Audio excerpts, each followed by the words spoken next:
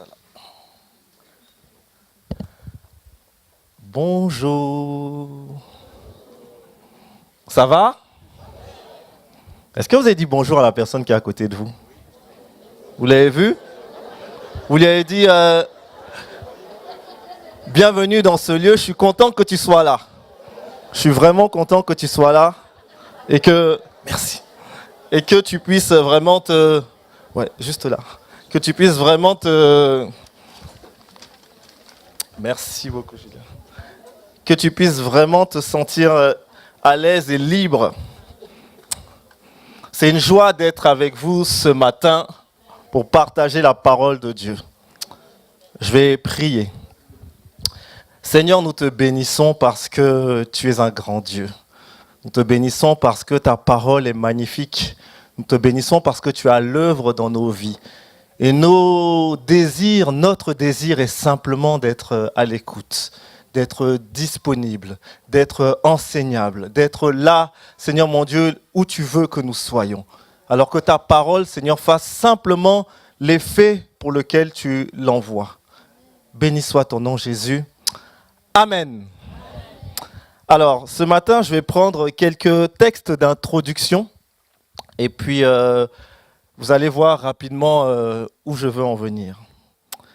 Le premier texte est dans 1 Roi, au chapitre 1er, verset 36.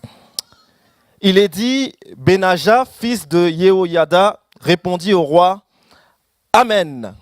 Ainsi dise l'Éternel, le Dieu de mon Seigneur le roi. » Plus loin dans la parole de Dieu, dans le livre des psaumes, au chapitre 72, verset 19, « Béni soit à jamais son nom glorieux, que toute la terre soit remplie de sa gloire.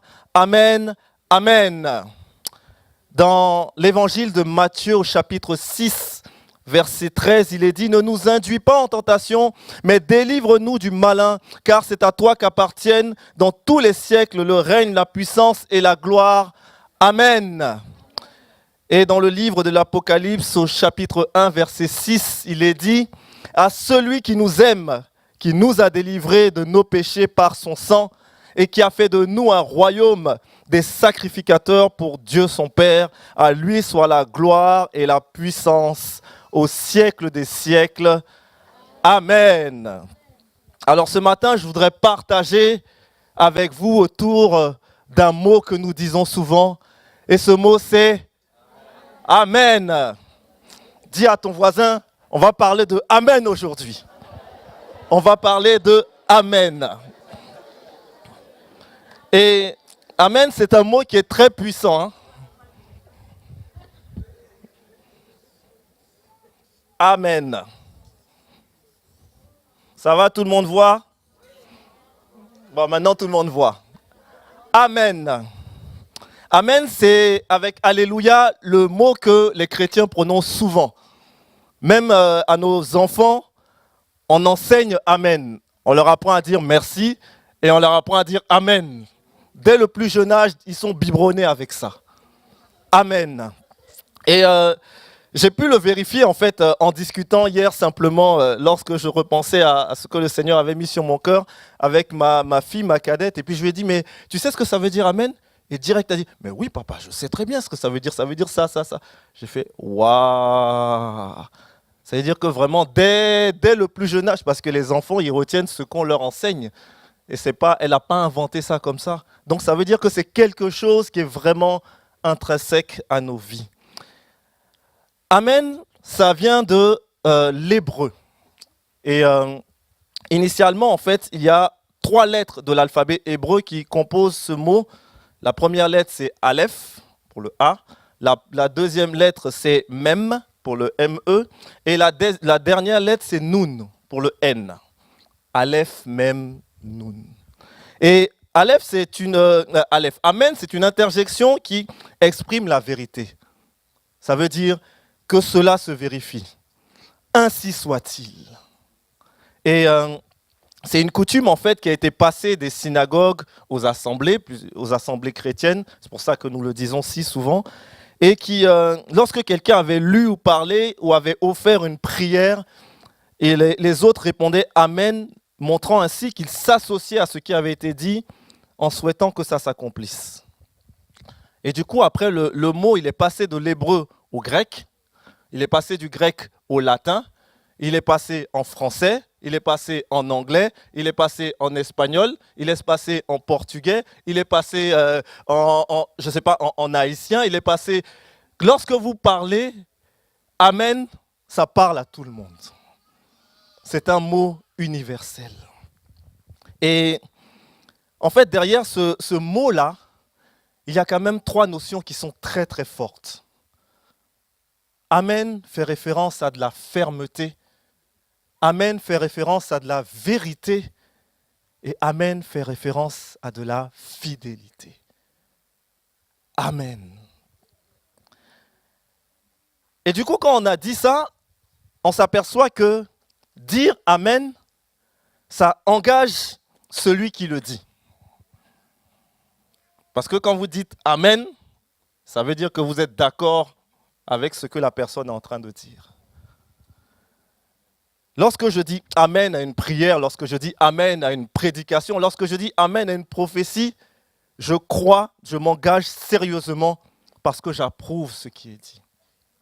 Et dans l'Ancien Testament, Amen ponctuait souvent une prière, un ordre ou une bénédiction.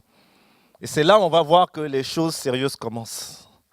Parce que lorsqu'on lit dans le livre de Deutéronome, au chapitre 27, il est dit, Moïse et les anciens d'Israël donnèrent cet ordre au peuple, observez tous les commandements que je vous prescris aujourd'hui. Et à partir du verset 14, il est dit, et les Lévites prendront la parole et diront d'une voix haute à tout Israël, maudit soit l'homme qui fait une image taillée ou une image en fonte, abomination de l'Éternel, œuvre des mains d'un artisan, et qui la place dans un lieu secret, et tout le peuple répondra et dira Amen.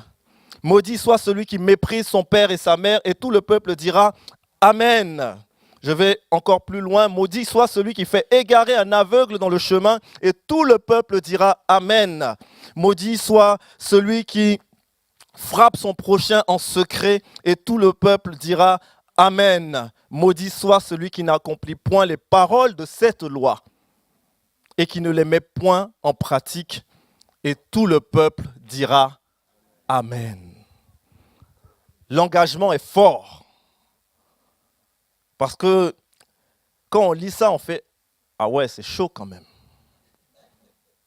Il faut pouvoir respecter, il faut pouvoir obéir, il faut pouvoir suivre tous ces commandements-là. Parce qu'il y a une conséquence derrière. Il y a une conséquence. Néhémie parlait au peuple, il disait « Et je secouais mon manteau », Néhémie 5, verset 13, en disant que Dieu secoue de la même manière hors de sa maison et de ses biens tout homme qui n'aura point tenu parole, et qu'ainsi cet homme soit secoué et laissé à vide. Toute l'assemblée dit « Amen ». On célébra l'Éternel, et ce qui est intéressant après, et le peuple tint parole. Parce que ce peuple qui traversait quelque chose de si compliqué avait compris l'importance de son Amen. Cet engagement. Donc, lorsque je dis Amen, je mets vraiment ma foi en action. Et Amen, en fait, c'est une affirmation majestueuse et évidente de la nature de notre Père. Amen. Plus loin dans Néhémie, il est dit « Esdras bénit l'Éternel, le grand Dieu, et tout le peuple répondit en levant les mains « Amen, Amen ». Et ils s'inclinèrent et se prosternèrent devant l'Éternel, le visage contre terre. Ils ont réalisé à travers leur « Amen » qu'il s'agit d'un Dieu qui est grand, qui est digne d'être adoré, qui est digne d'être élevé, et devant lequel on se prosterne. On le prend au sérieux. On prend au sérieux cette relation qu'on a avec ce Dieu-là. Dans le psaume, il est dit « Béni soit l'Éternel, le Dieu d'Israël, d'éternité en éternité, et que tout le peuple dise « Amen, louez l'Éternel ». Le Dieu d'Israël, le Dieu d'un peuple, notre Dieu. Parce que la parole de Dieu dit que nous sommes le peuple de Dieu. Et nous voulons réaliser cela. Parce que nous faisons partie de cette descendance spirituelle d'Abraham. Paul disait aux Romains, eux qui ont changé la vérité de Dieu en mensonge et eux qui ont adoré et servi la créature au lieu du Créateur qui est béni éternellement. Amen. Notre Dieu est un Dieu créateur de toutes choses. Celui qui dit et la parole s'accomplit. Je ne sais pas ce qu'il t'a dit, mais si c'est sa volonté, la parole va s'accomplir. C'est un Dieu créateur. Plus loin dans le livre des Romains, il est dit « Ô profondeur de la richesse et de la sagesse et de la science de Dieu, que tes jugements sont insondables et tes voies incompréhensibles. Car qui a connu la pensée du Seigneur ou qui a été son conseiller? Qui lui a donné le premier pour qu'il ait à recevoir en retour? C'est de lui, par lui et pour lui que sont toutes choses. À lui la gloire dans tous les siècles. Amen. » Nous avons un Dieu qui sait tout. Il sait tout. Il sait même les profondeurs dans lesquelles tu penses te trouver et où personne ni rien ne pourra venir te chercher. Notre Dieu est souverain. Ce par quoi nous passons, il le sait. Il n'y a rien qui se passe dans nos vies où Dieu n'est pas au courant et puis il dit « Ah ben non, là j'ai un autre truc à faire » ou bien « Je suis en train de... » Non, il est le Dieu qui ne sommeille ni ne dort. Donc il voit. Mais il est souverain. Et nous devons réaliser clairement que ce Dieu souverain-là, il fait les choses comme bon lui semble. Même si parfois, on aimerait bien que ce soit comme bon nous semble. Parce que nous avons tellement ce regard sur notre situation. Mais ce Dieu est souverain. Que le Dieu de paix soit avec vous tous. Amen. C'est un Dieu qui veut nous apporter la paix. Parce qu'il est le Dieu de paix. Paul disait à Timothée, au roi des siècles, immortel, invisible, seul Dieu, soit honneur et gloire au siècle des siècles. Amen. Notre Dieu est éternel. Notre Dieu est unique. Notre Dieu est omniprésent. Il est là. Et ces 4 lettres manifestent clairement sa nature. Alors, ayons un Amen affermi par notre identité et par notre engagement. Parce que nous sommes enfants de Dieu. Nous avons été adoptés. Soyons conscients de cela. Pour que lorsque les choses tremblent, bougent un peu, on puisse dire non, affirmation de la nature de Dieu. Donc, où est le problème? Il n'y a pas de problème, il n'y a que des solutions.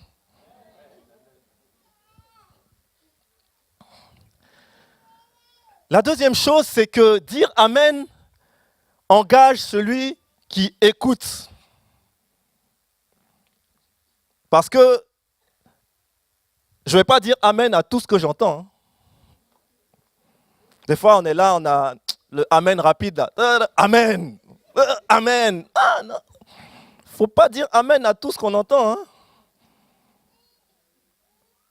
Parce que ça nous engage. Nous avons écouté, nous avons intégré, et là on dit Amen.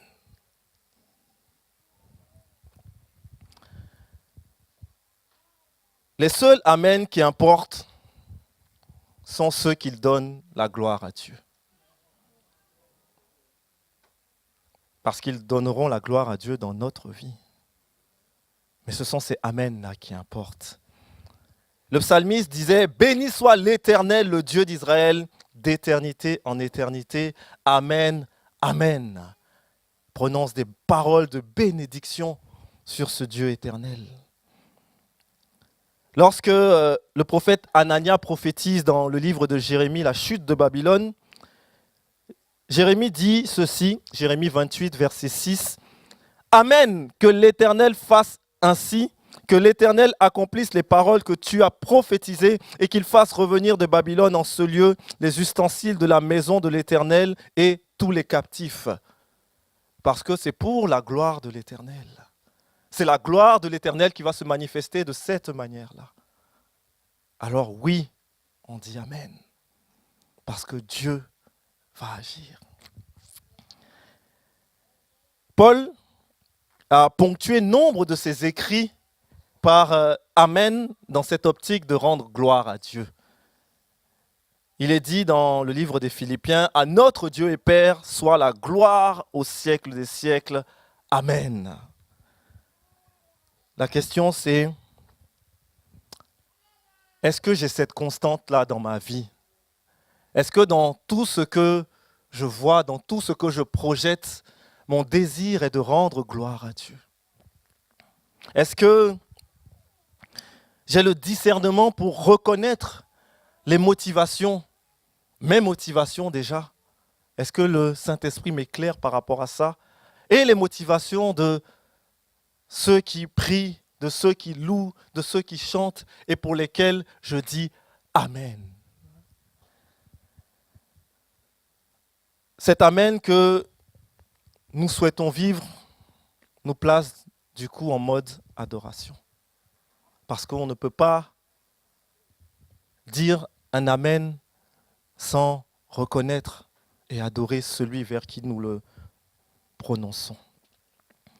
Et dans le livre de l'Apocalypse, on voit qu'il y a dans le ciel des êtres, des vieillards, des anges qui disent Amen autour du trône. La louange, la gloire, la sagesse, l'action de grâce, l'honneur, la puissance et la force soient à notre Dieu au siècle des siècles. Amen. Et ce sont les anges qui se tiennent autour du trône et les vieillards et les 4 êtres vivants qui se prosternent et qui le disent pour donner gloire à Dieu. La seule manière avec laquelle je pourrais, moi, rendre gloire à Dieu, c'est par Jésus-Christ. Parce que du coup, l'écho de mon Amen traduira pleinement la place de Jésus-Christ dans ma vie. Cette place centrale. Parce que Amen, c'est l'autorité qui est manifestée et qui est efficace par le nom de Jésus-Christ. C'est une autorité qui est manifestée et qui est efficace par le nom de Jésus-Christ. Parce que quand je prie, je dis au nom de Jésus. Je ne le dis pas juste comme ça, machinalement, comme un leitmotiv ou un gimmick. Je le dis parce que je prends conscience que c'est par Jésus-Christ que j'élève mon Dieu. Et c'est par Jésus-Christ que l'autorité de mon Dieu va se manifester. Et là, je dis Amen, en pleine conscience. Jésus-Christ incarne pleinement l'Amen de vérité. Jean le décrit très bien dans l'Apocalypse parce qu'il dit « l'Amen, le témoin fidèle et véritable, le commencement de la création de Dieu ». Il l'appelle l'Amen. Au temps du ministère terrestre de Jésus-Christ, l'Amen était utilisé par les Juifs dans la synagogue pour saluer la louange, pour saluer la prière, la lecture de la loi, parce qu'ils voulaient exprimer ainsi la sincérité, la ferveur de l'assemblée. Et c'est justement ce que nous faisons aussi, parce que c'est arrivé jusqu'à nous, comme je le disais en introduction. Et j'ai parlé pendant tout ce temps du Amen qu'on utilise à la fin en disant « Ainsi soit-il », que cette parole s'accomplisse. Mais le Amen peut être utilisé aussi au début. Et au début, ça signifie sûrement, vraiment, en vérité. Et Jésus emploie souvent ce terme, en vérité. Parce que la traduction de en vérité, c'est Amen dans le texte original. Car je vous dis en vérité, tant que le ciel et la terre ne passeront point, il ne disparaîtra pas de la loi un seul iota ou un seul trait de lettre, jusqu'à ce que tout soit arrivé. Lorsque vous jeûnez, ne prenez pas un air triste comme les hypocrites qui se rendent le visage tout défait pour montrer aux hommes qu'ils jeûnent. Je vous le dis, en vérité, ils reçoivent leur récompense. Je vous le dis en vérité, si vous ne vous convertissez et si vous ne devenez pas comme des petits-enfants, vous n'entrerez pas dans le royaume de Dieu.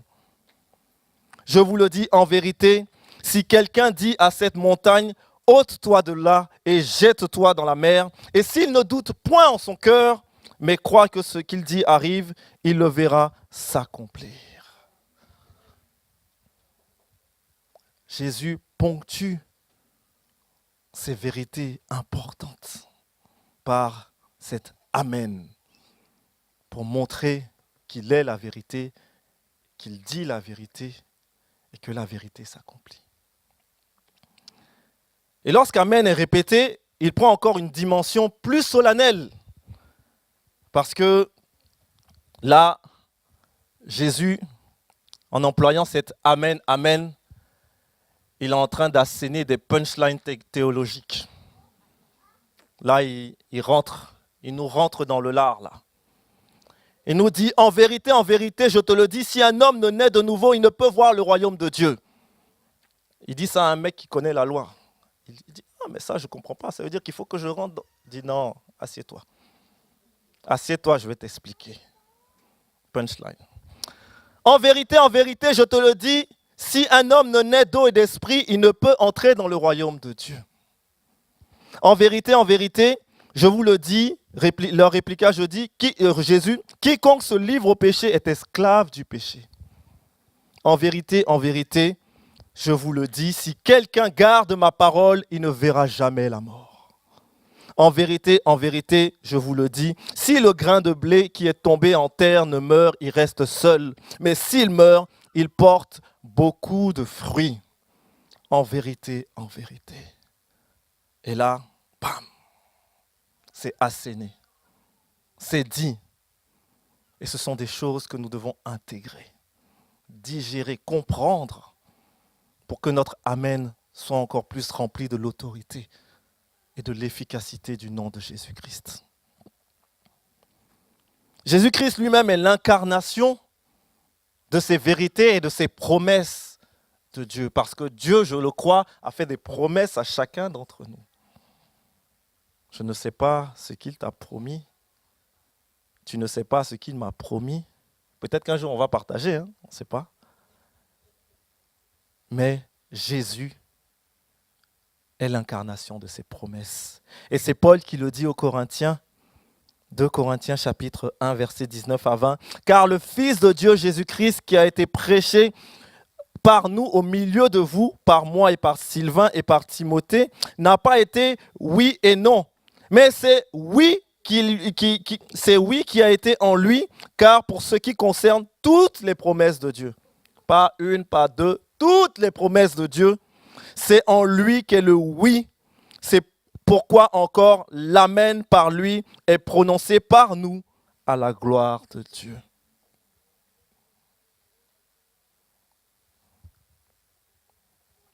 Prends un temps, pendant que je suis en train de parler, et puis concentre-toi sur une promesse. Une seule. Une seule promesse. Une promesse d'il y a peut-être 10 ans, 20 ans, ou une promesse d'il y a une semaine, choisis.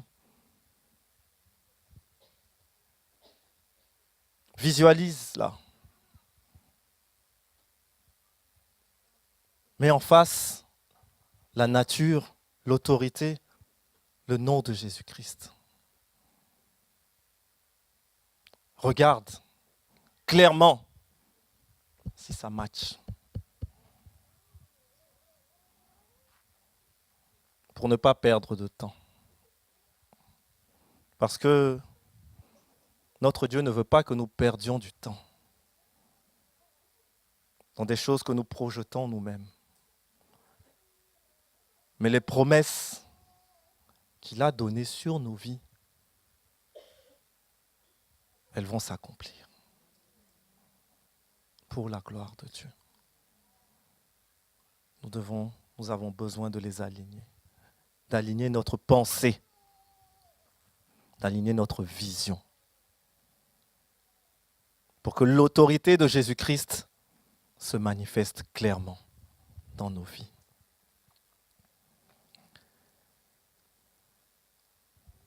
Pour savoir à quelle prière nous pouvons dire Amen, nous pouvons regarder ce que Christ nous a enseigné. Je l'ai lu au début. Il a dit, voici comment vous devez prier. Et à la fin, il dit, car c'est à toi qu'appartiennent dans tous les siècles le règne, la puissance et la gloire. Amen. Jésus-Christ donnait gloire à Dieu. À nous aussi de prier et de rendre la gloire au Père. À nous de faire de même. Lorsque nous proclamons Amen, lorsque nous disons Amen, nous proclamons chacun en tant que le disciple la venue de Christ. Parce que nous savons que Christ revient. Amen. Il l'est dit. Voici, il vient avec les nuées. Apocalypse 1, verset 7. Et tout œil le verra, même ceux qui l'ont percé. Et toutes les tribus de la terre se lamenteront à cause de lui. Oui, Amen. Et Jésus lui-même le dit. Celui qui atteste ces choses dit, oui, je viens bientôt. Et après, Jean dit, Amen, viens Seigneur Jésus. Nous appelons Jésus dans notre vie. Nous appelons Jésus pour les nations. Nous avons besoin de nous focaliser là-dessus. Ayons un Amen qui est appuyé sur la vérité de Christ.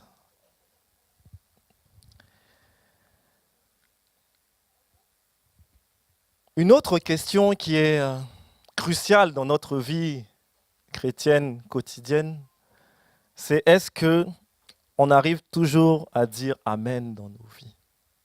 Est-ce que lorsque la situation complexe arrive, je peux dire Amen? Je m'appuie sur la vérité de Christ. Je m'appuie sur l'affirmation de la nature de Dieu. Ce n'est pas évident, hein? Lorsque la situation financière est compliquée, lorsque la maladie est là, lorsque les disputes sont là, lorsque les difficultés à l'école sont là, est-ce que je peux toujours dire Amen de cette manière-là? Parce que vous pouvez dire, Fabrice, tout ça c'est bien beau, hein? Ça c'est la théorie. J'aimerais bien vivre en théorie parce qu'en théorie tout va bien. Mais dans la pratique de ma vie quotidienne, vraiment des fois j'ai du mal à dire Amen. Vraiment je vois les situations et non. Je fais confiance. Je veux être ferme en m'appuyant sur Dieu. Je veux être vrai en m'appuyant sur Jésus. Mais j'ai du mal à dire Amen. Paul nous rappelle que nous pouvons faire en toutes circonstances confiance à ce Dieu fidèle. Il le dit, or à celui qui peut faire par la puissance qui agit en nous, infiniment au-delà de tout ce que nous demandons ou pensons. C'est-à-dire que, pense à la promesse dont je parlais tout à l'heure. Et ce Dieu-là est capable de faire infiniment. L'infini, le signe de l'infini, c'est ça. L'infini. C'est-à-dire, après l'infini, il y a encore l'infini. De tout ce que tu as pu penser ou imaginer. Tu as peut-être postulé à un emploi et puis tu te dis, non mais ça c'est là le max. Comme on dit chez nous, c'est le last. Tu ne peux pas aller plus loin. Et ce Dieu dit, infiniment au-delà de ce que tu peux penser ou imaginer. Tu as cette maladie dans ta vie et tu prie pour avoir une thérapie ou pour avoir des antidouleurs, des choses qui vont te permettre de passer, je dirais même de survivre. Dieu veut que tu vives. Il veut que tu vives en lui. Il est là le infiniment au-delà de ce que tu peux penser ou demander ou imaginer. Parce que ce Dieu est insondable. Ses pensées ne sont pas mes pensées. C'est pour ça que c'est au-dessus. Et que j'ai beau réfléchir, j'ai beau planifier, il est au-delà. Et Paul continue en disant « À lui soit la gloire dans l'Église et en Jésus-Christ, dans toutes les générations, au siècle des siècles. Amen. »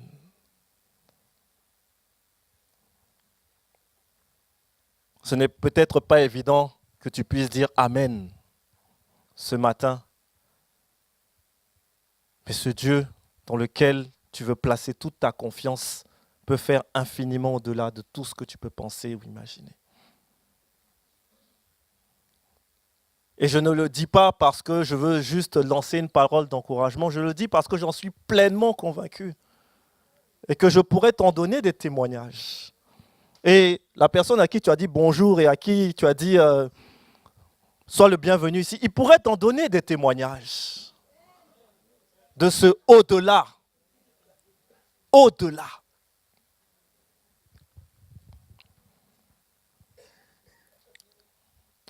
Paul disait à Timothée, le Seigneur me délivrera de toute œuvre mauvaise et il me sauvera pour me faire entrer dans son royaume céleste. À lui soit la gloire au siècle des siècles.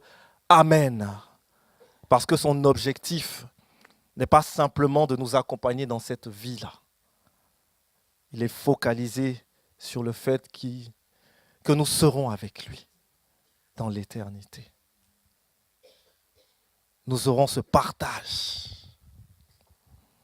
Dis à ton voisin, on va être ensemble dans l'éternité. Non mais dis-le avec conviction.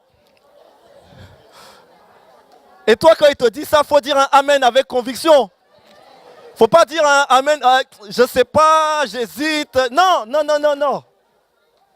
Là on vit quelque chose ensemble, gloire à Dieu, on vit l'église, gloire à Dieu. Mais on sera là-bas, là-haut. Et là, tu vas faire, ah, mais tu es là aussi. Ah non, c'est trop bien. Oh là là. Mais ça passe par une réelle conviction, parce que c'est pour ça que je te dis que ton amen est important. Lorsqu'il dit ça, il faut que tu le crois vraiment et que tu en sois pleinement persuadé. Parce que le salut est personnel. Nous avons besoin de réaliser cela.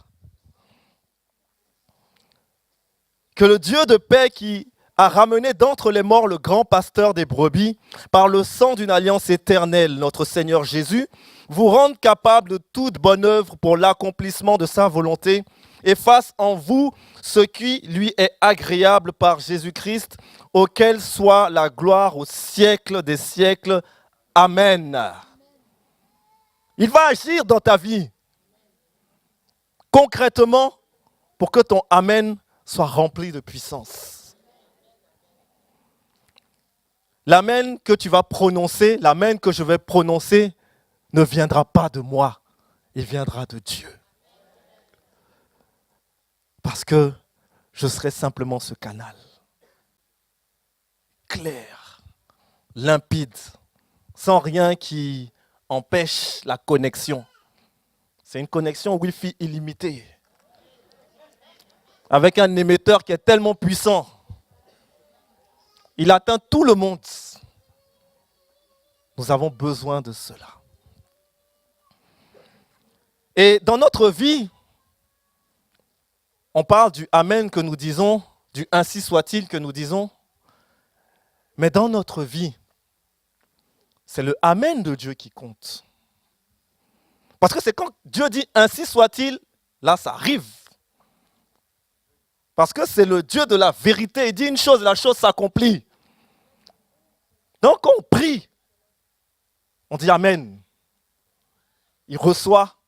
Et puis il dit Amen. Ah là, c'est la joie. Hein. Là, c'est la joie.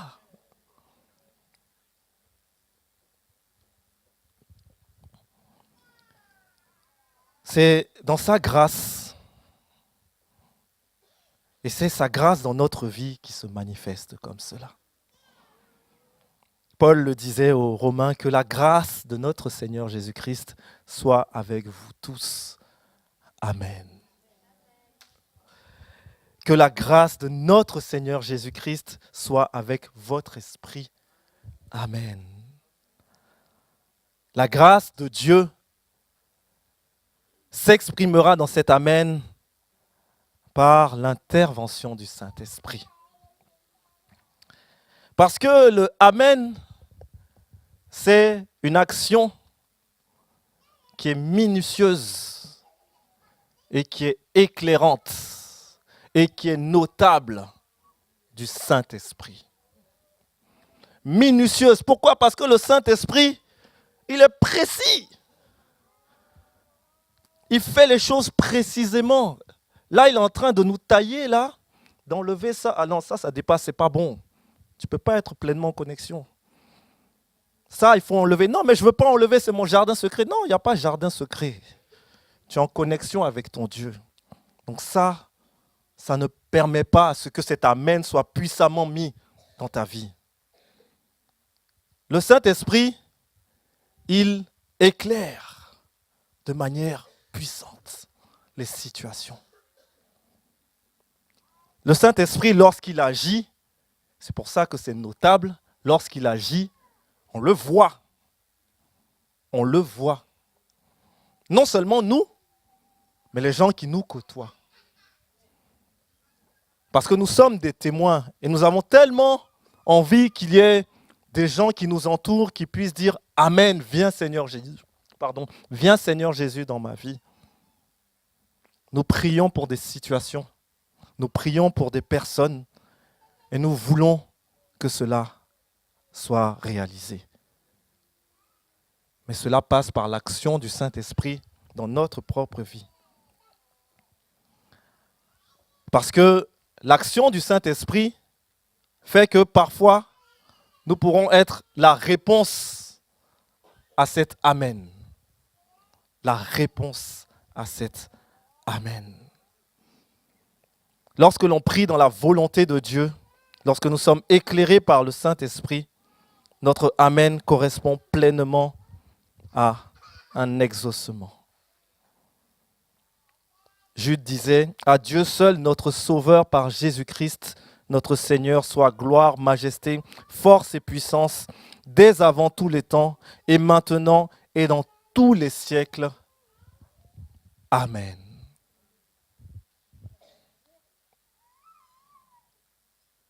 Maintenant que nous avons entendu tout cela, comme disaient les pères qui nous ont précédés, que ferons-nous? Qu'est-ce que je fais de cette parole? Je vais simplement prier pour que cet Amen soit pleinement retentissant dans nos vies.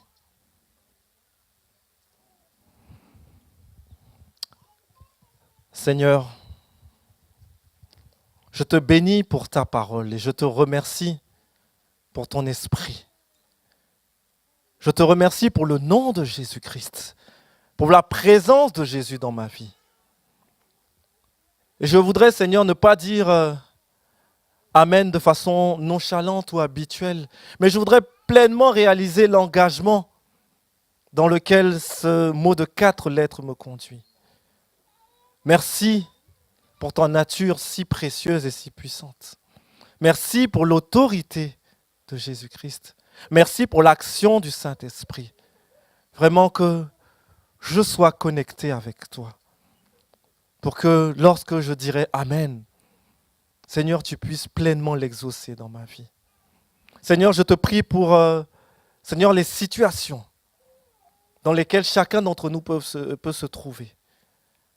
afin que la réponse qui vient de toi, Seigneur, soit une réponse vibrante, puissante, réelle, et qui comble pleinement notre cœur, parce que nous voulons que ce soit pour ta gloire.